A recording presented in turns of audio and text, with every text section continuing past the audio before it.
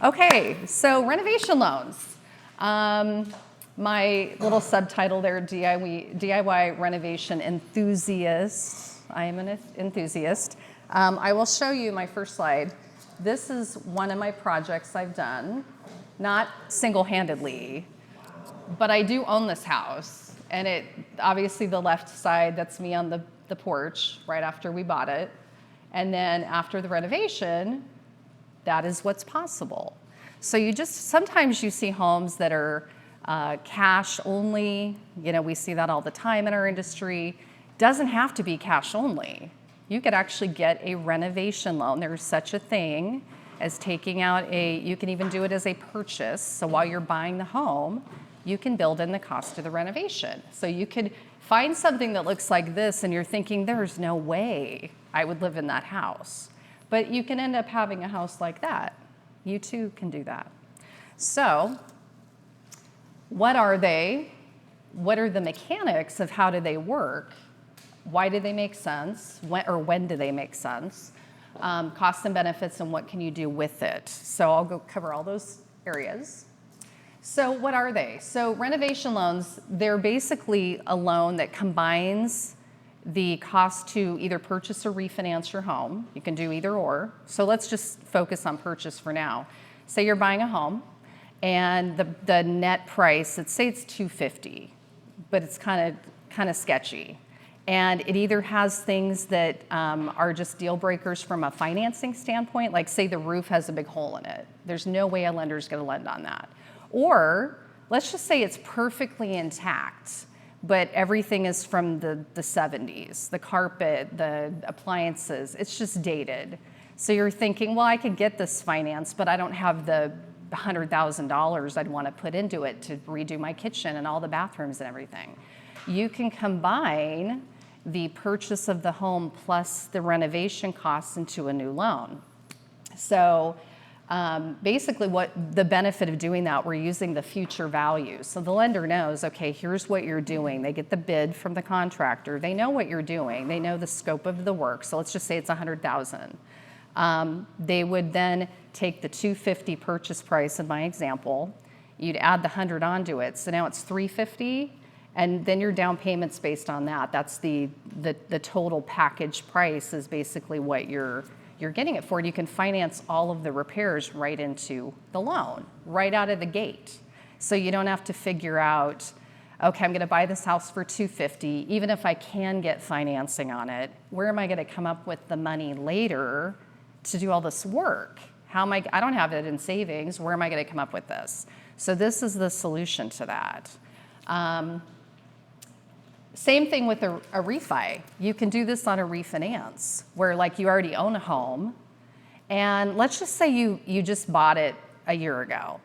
You only have 10% equity. So you don't have enough equity in it that you could pull cash back out enough to do what you want to do. The renovation loan will go off the future value. So again, you get with Austin, you get a bid for what you're going to do. You find out what that's going to be. The appraiser knows, okay, well, we know how much it's worth now, but what's it going to be worth when it's finished, once all this work's done?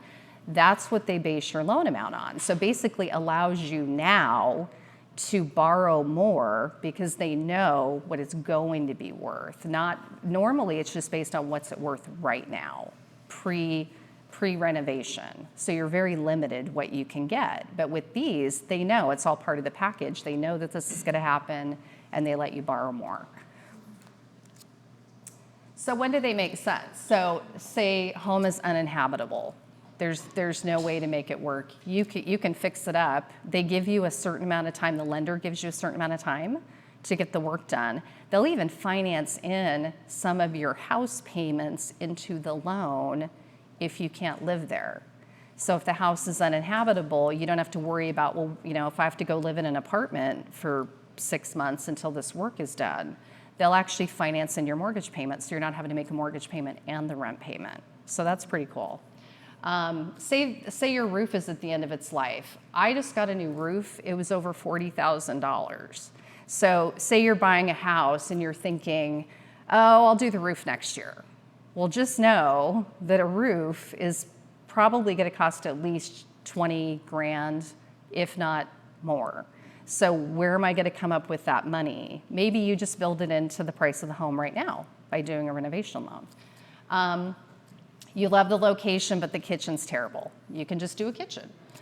Say you wanted to add a bedroom or a bathroom. You can add square footage. Say it's a duplex and you want to combine the two to make just one big home, or you want to flip that, take a single family, make it a duplex. You can do that. You can add an ADU. So Ann was mentioning ADUs. You can add a little, which is an accessory dwelling unit. You can add that to your backyard. They'll actually let you do that. Even if you just need something like flooring and appliances or a heat pump, you can even do it for something small, relatively small like that. So the cost benefits, there are some added costs on this because it's technically, it's essentially a construction loan. So there's a few added fees involved. So you have to be aware of those. And depending on the type of loan you get, they may require an inspector. They're called a HUD consultant, but really what they are, they're kind of like an inspector. They go out, they look at things like the electrical panel, the heating systems, those kind of things to make sure that they meet HUD standards. So keep in mind with these, first they're going to require you to do anything that has to get done. So like, for example, say you've got the hole in the roof, but you're like, oh, I'm fine with that. I just want new hardwood floors. They're going to say, well, we're not fine with that. So you're going to need to get your roof fixed first. So sometimes we have to go through the list of what people want to have done and say, well, but you have to do this stuff. So you've got too much fun stuff over here that you can't afford the stuff that you have to do. So sometimes we got to whittle down the fun list to make sure we're doing the required list. So that's first and foremost, got to do the required stuff. The rates are a little bit higher, but not so much higher that it makes it cost prohibitive. So it might be a quarter to, in some cases, 0.5% higher than if you were doing just a regular, no cash out loan or just a regular purchase. So it's a little, they do bump the rate a little bit because there's a lot more work involved for the lender administering the draws to the contractor over time. So there's some more paperwork there. But it opens the opportunity to buy a property now that maybe isn't financeable, or you're just thinking, this house is never going to work. It's only a 3-bedroom. I need 4 bedrooms. Maybe you can get that and add the 4th bedroom. Like, you just have to have the open mind and be willing to wait a little bit to get your end result, but you can finance it all in your loan. So that's really cool. So, when people are looking at homes, I know people, I get it. People go out and they're like, oh, I want the pretty home that somebody else has remodeled and I can just move in and it's going to be great. But you're paying top dollar for that. So you have to realize, maybe if I'm willing to get that home that other people don't want because the carpet's hideous or whatever, you can take it and you can be the one to make the money. I want to be the one to make the money. So obviously, looking at that house I bought, it sat there for a bit because people were like, oh, I don't know, I can't wrap my head around that. But I'm like, we can make it bigger, we can fix that, we can fix that, we can fix that. And then pretty soon it's fixed. And, it took a while, but, you get there and then you're the one making the wealth in the property, right? So that's really what it's all about. Again, on a refi, it's based on the future value. So like I said, some people don't have enough equity. They don't have the luxury to just go pull out $100,000 out of their house on a home equity loan because they don't have that much equity. So this allows us to go off the new value once the work's done, which could bump it up enough to make it work. So it usually does. So that's why a renovation loan comes in handy. If you own your house free and clear, and you have all the equity in the world, great. Just take out a regular loan, get your cash, and go do the work on your own. But this is a really good tool if you don't have quite that much equity. You can make that work. You can do it now. You don't have to put it on a credit card or wait to save the money. You can just get it done. Do it as part of the purchase. So like the minute you move in, the work's already done. You don't have to move in, figure out, well, how am I going to do this next year? Is it going to take me 5 years or 10 years? Or maybe I'll just, put it on a credit card and then you're stuck with credit card debt. So there's definitely some benefits to doing these types of loans. Three kinds. There's conventional. FHA has a version. It's called, I don't know, a lot of people hear about the 203K, not to be confused with the 401K, but it's 203K. That's the FHA version. And then VA actually has one also.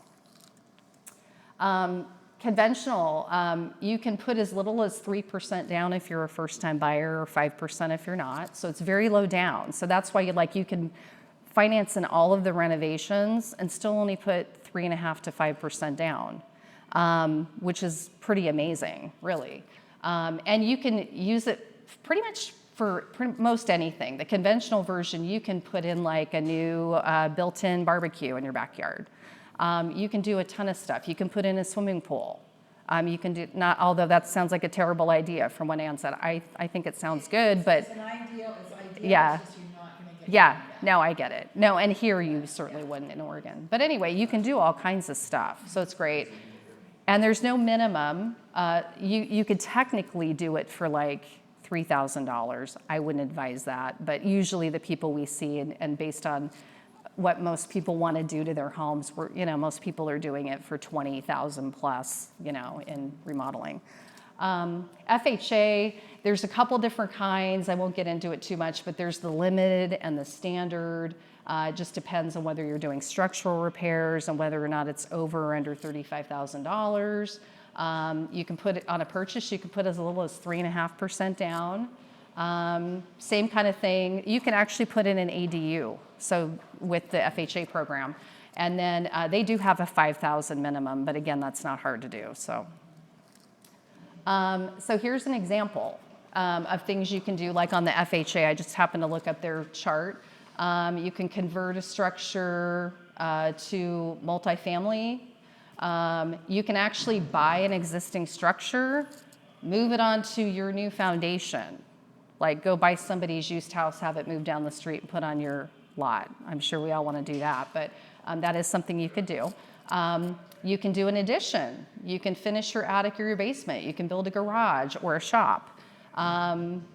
Repair or installing a well, septic. You can fix, there's eco things too, like the lead-based paint stabilization, HVAC, heating, roofing, downspouts. I mean, pretty much anything you can think of. You can repair or remove an in-ground swimming pool on the FHA. So the conventional, you can actually put one in. These guys say, we're not going to let you put that in because it's kind of a luxury item. FHA is a little more common sense, frugal. Like, we don't want you to take this money and go put in a pool, but if you want to take one out, we'll let you do that. Landscaping, decks, patios, that whole thing. So yeah, there's all kinds of things you can do with that. So just something a lot of people don't even realize you can do. They're thinking they've got to save the money, or I don't have enough equity in my home to be able to do this. And you don't need to have the equity right now. We can, because if we're basing it on the future value, that's kind of how that works. So we can help even with people that have very minimal equity, or if they're buying something and want to incorporate it in. So let me know if you have any questions. Okay, so in regards to the VA, there's not a percent down on the VA reno? Yeah, so VA, it's actually 0%. Yeah, they do 100% financing. Yes, yeah. And then what's the minimum? I would have to look that up, yeah. Yeah, I had to kind of whittle down. This was actually like much lengthier, and I had to kind of whittle it down for time. Okay, early on you mentioned that example, the houses, you got to take out a loan for $250,000 plus $100 for the renovations. Yes. So that makes the loan, the liability, $350,000. Is the idea that increases the house more than the $100,000 it cost? It's possible. It depends on what you do. Okay. So it kind of goes back to what'll happen is the appraiser's provided with the bid from the contractor. They go out with the eyes as if, okay, well, I know that this is selling for $250,000, but what if they did all of these things on this bid? What would it be worth then? And as long as it appraises for more than the combined $350,000, which I think I've only seen one that it actually came in a little bit short. And I don't remember exactly what the client was doing because, of course, you're dealing with a lot of different aspects where, it could have been part of their landscaping they wanted to do wasn't creating the increase that they needed, something like that, right? But if you're doing like a kitchen or bathroom remodel, I think that you're going to probably get a lot of bang for your buck. So I've actually, like I said, I've only seen one that actually didn't end up appraising for how much they actually wanted to or needed to finance in for the renovations. So it's rare. So I think it's safe to say most people, by having this work done and not buying the finished product, you're kind of doing the mechanics of putting it together yourself. You're the one that's going to end up coming out ahead. So it sounds like you need to have a contractor come with you to view the house and fill out a bid. So ideally, yes. So the one thing that we do find is people will go out, the buyers will go out and look at the home with the agent, and they almost always, they'll say, well, I think we could probably, what do you think, realtor? I think we could get this done for like $35,000. Yeah, that sounds good. And then they get a bid, and sometimes it can take a while to get a bid because you've got subs, right? So if you have electricians, if you've got plumbers, and so say you call Austin, but he's like having to get with a roofer, he's having to get with the plumber. Well, yeah, you have a plumber, but electrician, and you're getting the bid compiled. It can easily take weeks at times to get the bid put together. And then the bid comes in, and often people are surprised at how expensive what they want to do really is. They just don't have a realistic expectation. So the earlier you can get a contractor in, ideally, if you're really serious about something, you would maybe have a contractor go in with you to look at the house. And granted, they can't give you any firm numbers, but they should be able to give you kind of a ballpark of, hey, do you think I could do all this for $35,000? And Austin might say, well, it's probably going to be more like $100,000. And then, that way people have realistic expectations going in. But yeah, the sooner you can get a bid, the better. These do take longer to close for that reason. Like there's no way to really get it done in 30 days like a typical loan because you have to wait for the contractor to get the bid in. And then often we have to revamp the bid because maybe it's more than the client wanted to spend, and then we're going back and forth on that for a bit. Once you have the final bid, then you can get the appraiser involved to send them out. So you can't even get that piece done until you know what you're spending money on. Hello. Okay, so just to confirm basically what you just said, from a design standpoint, working with the contractor and the client in regards to creating a home packet that details out all the improvements. Do this with clients that are doing renovations or new construction, really helps because even, not the numbers are better, but sometimes appraisers can't see beyond if they just see the plans, that's not enough. The bid's not enough. So creating a home packet that I do for clients makes a huge difference. It's like putting together the book of the story of what the home is, what it's going to be, and then the market analysis is based on that. It's not telling the appraiser what to do, but it gives the appraiser more information to be able to lean in the right direction. And I had that same situation happen. The appraiser came in too low, put together the home packet, and the appraiser was like, oh, okay, gotcha. Cool. Yes. Yeah. That's awesome.